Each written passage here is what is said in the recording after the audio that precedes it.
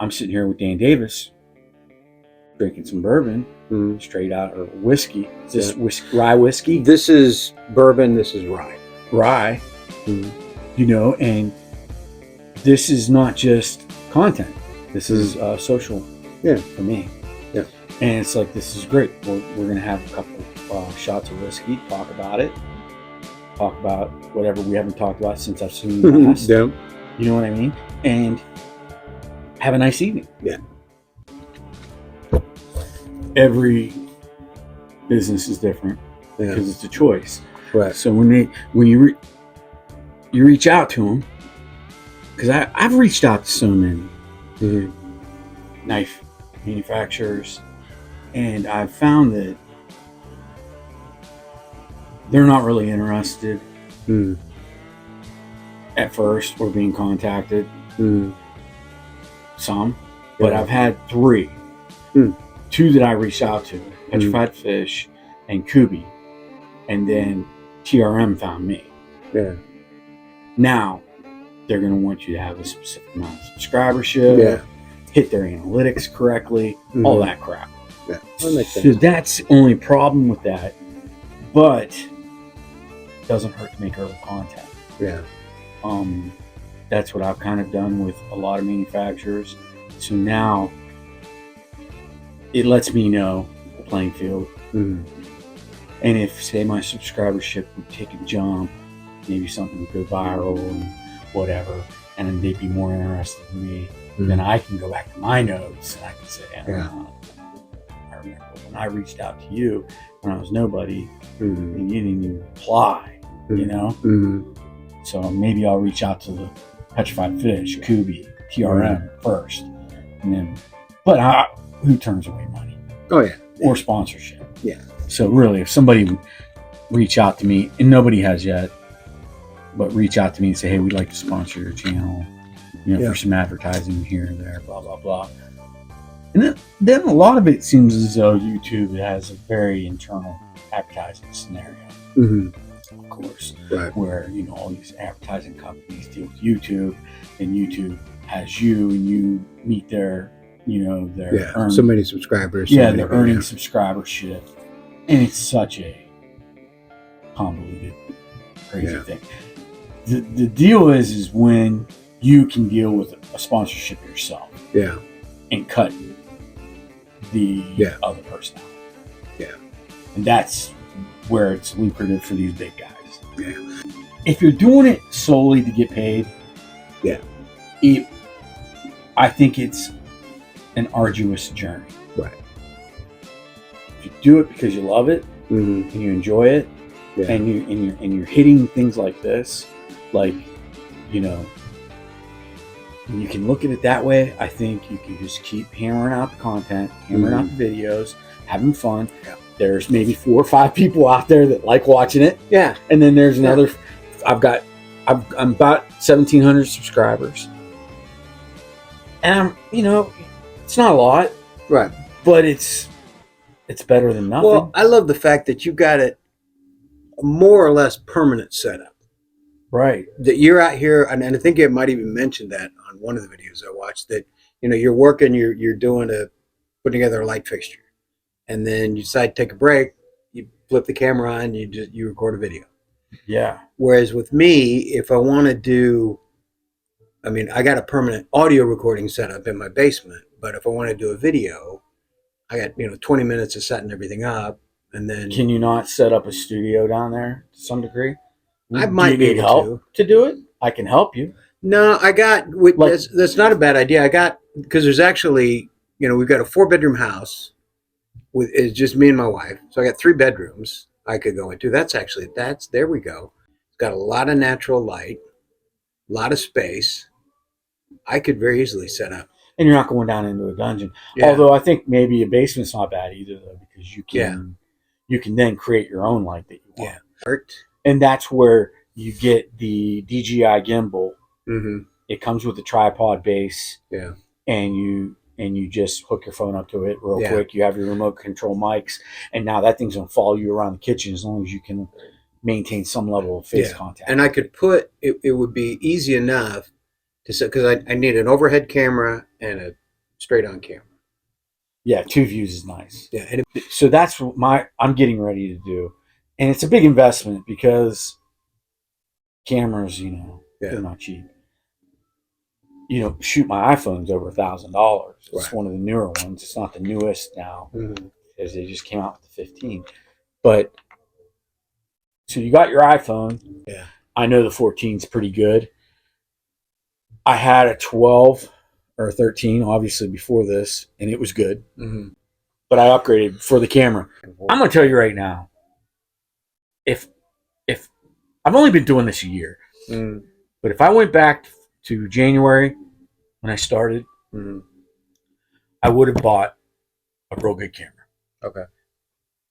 And I just bought softbox lights, and they were only $80 for 2 of them. Yeah. So these are the mics you get. You get away with pretty decent wireless sound on these. So I would stay with these.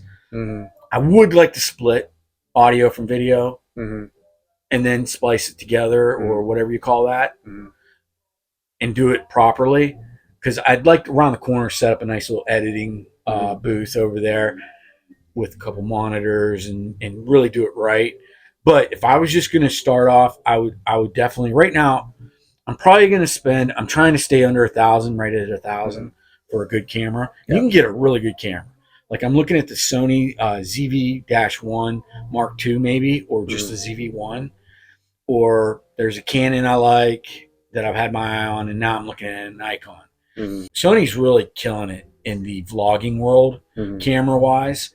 They're hitting all the right boxes for what you need for a great picture. It sounds like you're going to be kind of like me, where a static video, not a lot of movement, not a lot of motion.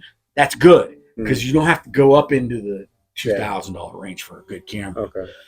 You can spend probably $700-800. That's where I'm at right now, and what I'm thinking I'm going to do.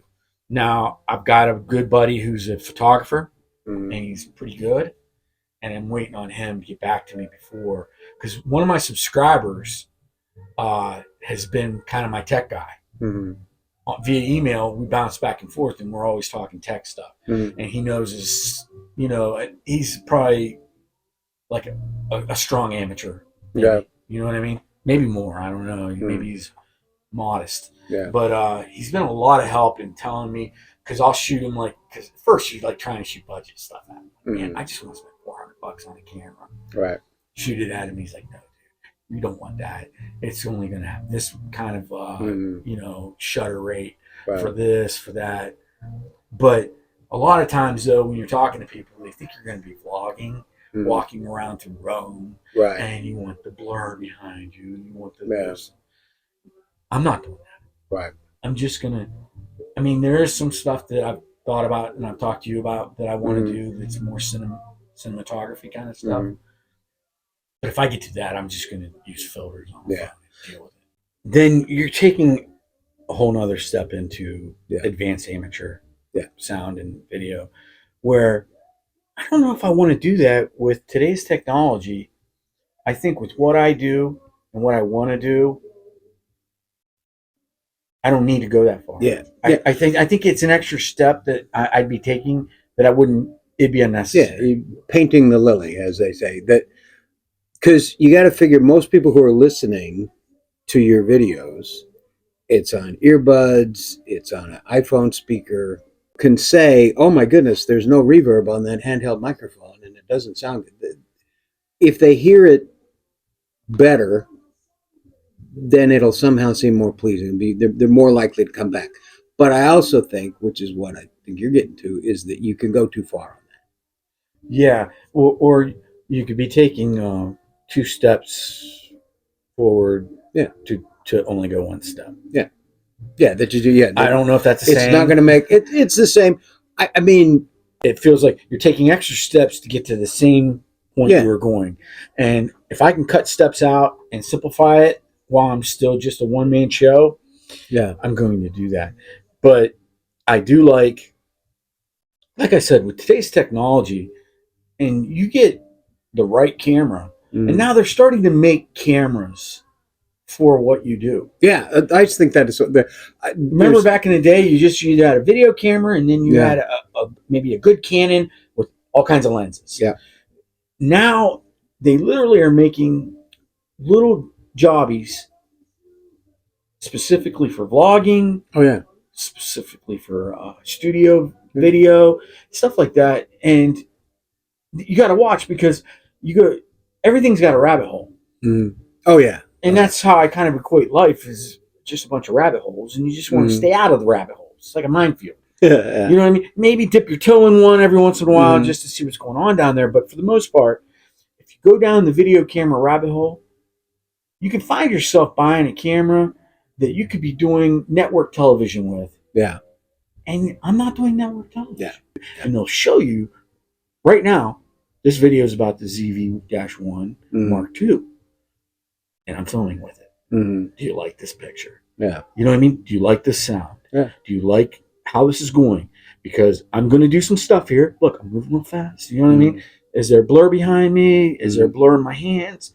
You know, movement blur, whatever. You get to see it all here. And if you like it, exactly. Yeah. You know what I mean? So I've got Dan Davis here with me. Hello. Again. Had him here earlier, and we talked about his history in comedy. Comedy, acting. What else do we talk about? Sound engineers, sound reinforcement technician. Yes. Don't leave out education. A teacher, and French. father. Yep. I have not yet found what I want to do when I grow up. So Dan Davis has been in a couple movies. One that I specifically remember is The Fresh Horses, because of the cast in that. Yeah. Holy smokes. Yep. Molly Ringwald. Andrew McCarthy. Who else? Ben Stiller was in it. Ben Stiller was... Viggo Mortensen, who played, who's the guy, Lord of the Rings? Aragorn in Lord of the Rings. There you go. Kathy Darbanville, who was married to Don Johnson of Miami Vice. Really? It was a good cast. It was not a great movie, but it was a great cast. I'm 53, you're 63, 10 years difference, but that 10 years is let's say it's a proximity age. Yeah. It's a decent proximity age. And what I mean by that is Gen Xer just to early baby boomer. You're a young baby boomer. Mid baby boomer, yeah. Mid? Yeah. Because I was born in 70. So right 6 years off. Isn't it nice being born in a 0 year? It's great. So much easier to remember how old you are. You just do a little subtraction. You're the first to ever really point that out. But it's so easy to do the math. It's so easy. So I was born in 1959. So that make you 64, is that? Yeah, and that's always tough. It's hard for me. But what I was getting at, though, with the proximity age group is that when you watch Fresh Horses, because you're all going to watch this now, because you're curious, because I'm a movie buff. I've watched all the movies from the 80s, 70s, 80s, 90s, whatever, up till now. But when I met Dan and he told me about this, of course I went home and I put Fresh Horses on the TV, and I didn't like the movie. Loved the nostalgia of the movie. It's very 80s. Yeah. Fantastic. If you could bottle the nostalgia from Fresh Horses and then tweak all the other shit, there was. Tell me that wouldn't be a mind-blowing movie. That could have been, because it had that. It had that whole 80s feel, that St. Elmo's Fire feel. Oh, yeah. The Pretty in Pink feel. All those movies. Yeah. Sweet 16 movie, 16 Candles. So, yeah. It had that feel. And it was even a little dicier feel. Which I liked. It was a little, there's some dark, yeah. You know, and it was fun to watch. Yeah. Because from my age perspective, and I think a lot of the people that may be watching this video are all about in the same age group, between probably 65 and 45. Yeah. Well, but you point that 10 years difference at our age.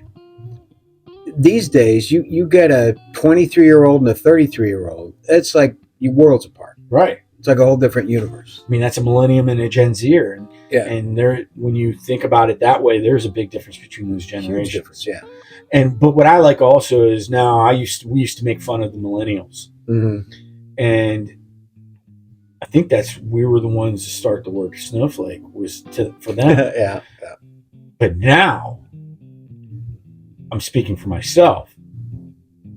I've grown fond of the millennials. I hated them when I was in my 40s and they were in their 20s. Now that I'm in my 50s and they're in their 30s, I'm liking them a lot more. Funny how that works. Probably because I see these Gen Z people and they're really good for everybody. And people go to, I mean, you know, they go to Michigan to do the wine, because great wines up there, great beers. Breweries in Michigan are like Starbucks. That it's like there's 2 or 3 you get a town of 10,000 people and there'll be 3 breweries.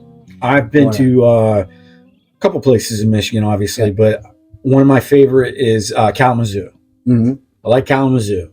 Yeah, I know there's better places probably, but Kalamazoo's pretty cool. Yeah, they're kind of hip. They've got a lot of microbrews, a lot of breweries going on, and I like it. Yeah, so it's like right up. This would be the right across the lake of Chicago.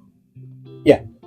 All right, Muskegon's up here. Oh, okay. So yeah, right. I think so. So I'm saying that because we got Beef Baron, one of my subscribers. Hello, Beef. Is a Muskegon, Michigan guy. Okay.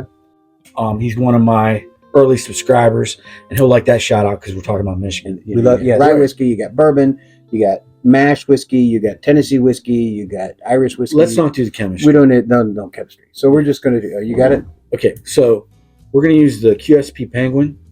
This right here is got like orange and black Damascus.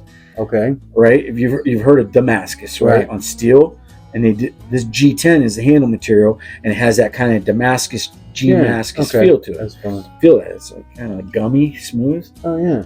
Yeah. And then this is all blacked out. So this is a real popular knife. The Penguin is very popular, and they make several different versions of it. Now I've had my first Penguin, because you have to have a bunch. Oh yeah, right. Because it's like a pair of Levi's. You gotta have the 525s, then you gotta get the 550s. You know what I'm saying? Penguin. This one here is a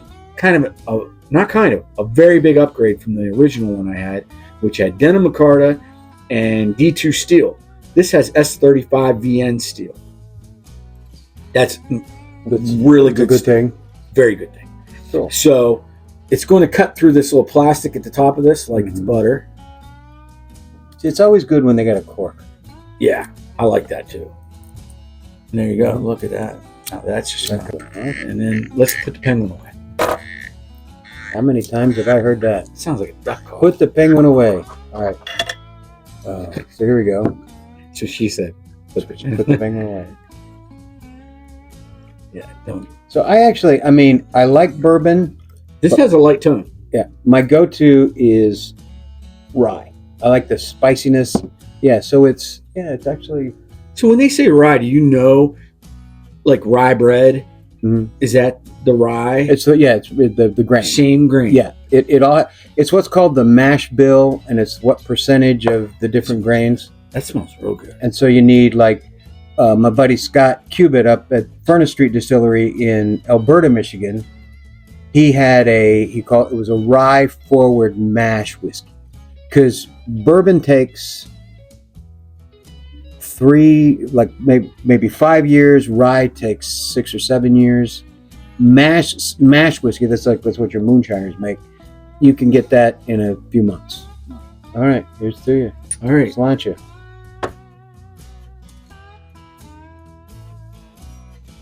That's nice. That's real nice. It's very smooth. So I'm not going to pretend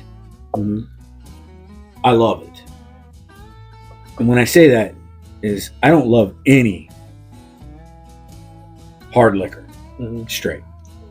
I'm just not that guy. Yeah. So whether it be vodka, gin, bourbon, whiskey, is there anything else? Tequila. Don't like any of it straight. But if I was going to have a preference of something I had to drink straight all the time, it would be a whiskey or a bourbon. Yeah. You know what I mean? I like it. And somebody taught me that 3 sips. Like the first one, it's like that first shock. Mm-hmm. And then the second one, but it's the third sip that's the key to tasting the whiskey. So your mouth is then now acclimatized right, to exactly. the what's going on. Yeah, there's something I'm trying to identify. Now this is spider webbing like wine. Yeah. Is that a thing with whiskey? You know, I don't know. I don't. You've you know already. What I'm talking about? Yeah, you've gone beyond. It. Yeah. But it. So I've got a weird flavor, taste, palate situation where I can taste flavors and I can taste things, but I think it's definitely distorted because I got in a fight in the Army and the guy broke my nose. It wasn't really a fight. He sucker punched me. He was a real big guy. He'd say he's left-handed. Whack. And he put my nose over here. We were in Saudi Arabia. So going to the doctor wasn't something. Yeah. And my nose is over here. And also we were all drunk on Filipino moonshine. Of course you are. Yeah. And that's what the fight was about. And I didn't know this soldier.